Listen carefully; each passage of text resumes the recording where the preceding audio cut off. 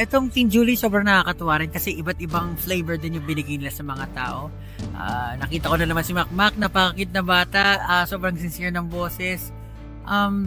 Kompleto Sargados din to kasi binigyan tayo ng fight song ni Elijah, tapos si Sofia naman, heartbreak song, tapos si Sean naman, kakaibang vocals na dinala tayo out of this world. So, roller coaster din, pero na-enjoy ko yung team ni Coach Julie.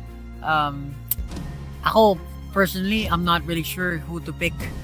Pero for sure, alam na yan ni Coach Julie kasi mas kilala niya yung mga bata.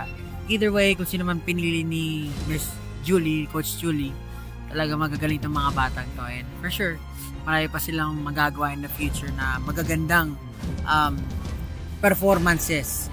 Kaya, good luck. Para sa akin, puso, si Makmak. Siguro, masabi ko, personal choice na lang siya. It's not the grandest performance. It's not the most vocally agile performance. Pero siguro yung sincere na boses, yung boses ni Makmak na sobrang pure, plus sinamahan pa ng simpleng pagkanta, pag-awit na boss niya lang narinig. Talagang chef's kiss. Ang sarap pakinggan, parang kinakalabit yung heart ko. So, yung kay Makmak talaga yung pinili. I miss you!